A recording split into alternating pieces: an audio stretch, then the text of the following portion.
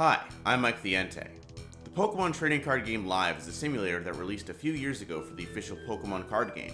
Its predecessor, Pokemon Trading Card Game Online, made aggressive use of code cards found in real-world Pokemon booster packs, giving the game a pay-to-win atmosphere. Fortunately for frugal players such as myself, TCG Live has several ways of obtaining cards efficiently without spending a dime. I've made a couple of videos about this in the past, but with the release of the Prismatic Evolution set, there have been enough changes to these systems to warrant a third video in my opinion. So, let's dive into how you can play the Pokemon TCG for free. Let's start by exploring the ranked ladder. It has 6 main tiers: Quick League, Poké League, Great League, Ultra League, Master League, and Arceus League. It's a pretty simple ladder. You gain points when you win, and lose points when you lose. Once you reach the floor of any given tier, you can't fall to the previous tier until the ladder resets each month. For instance, I'm in Poké League right now, since the ladder reset recently, but even if I lose, I won't enter Quick League again. Reaching each tier will net you a few hundred trainer points, those are the purple hexagons, and some pretty full art or otherwise useful cards. Whenever a new major set releases, such as Prismatic Evolutions, the Battle Pass also resets. There are 75 tiers, and you can never lose Battle Pass points when playing a match, but you do tend to earn more from wins and longer matches. Every day, you will also be given 2 quests, which reward you with more Battle Pass points and trainer points. If you just log in and complete these missions every day, you'll be well on your way to completing the pass, so I highly recommend trying to complete them if you have a deck that's suited for these missions. Even if you don't like the missions you see, you can replace each of them once per day, and finishing each set's Battle Pass is more than possible, even if you join a couple days or even weeks late.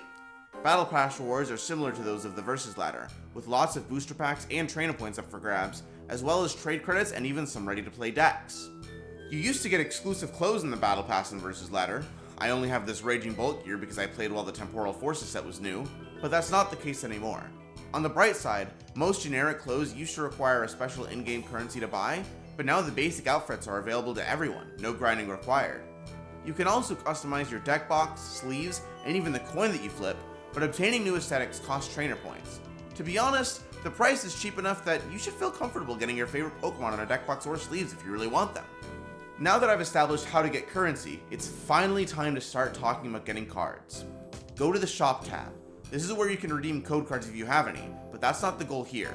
If you hit the Expansions tab, you can scroll down and find booster packs all the way back to Sun and Moon. The one we're looking for is Sword and Shield's Celebration set. It only has a few dozen cards, and they're all at least given the rare classification, meaning that you'll quickly fill up your collection. For the first few times you try this, you may not think there's any use to buying a pack that went out of format years ago. However, once you have 4 of the same card, any additional copies will automatically turn into trade credits, which you can exchange for any card in the game.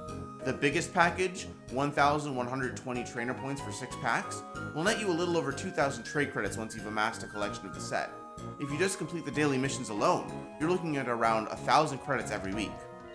As a side note, it used to be the case that you'd be better off buying the Shadow Rider Calyrex VMAX theme deck over and over. For 1,250 points, you'd net over 4,000 credits once you'd already gotten a playset of each card in the deck. The problem is, you're now limited to 4 of each of these bundles. If you're a new player, you're better off buying Celebrations packs right off the bat. Within a few months, you'll have a playset of every card, and you'll be well on your way to building up trade credits.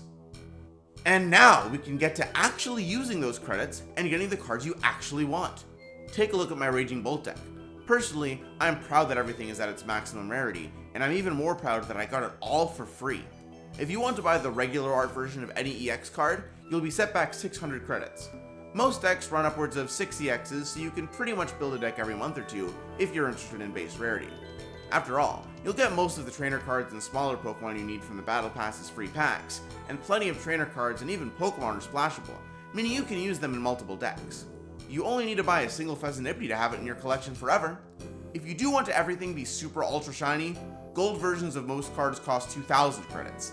I only build a few decks for each format, and I admit that trying to have everything look perfect is unsustainable. Whether you build a lot of low rarity decks or try to look cool and flex with just a couple mains is up to you, but whichever path you intend to follow, now you know how to get there.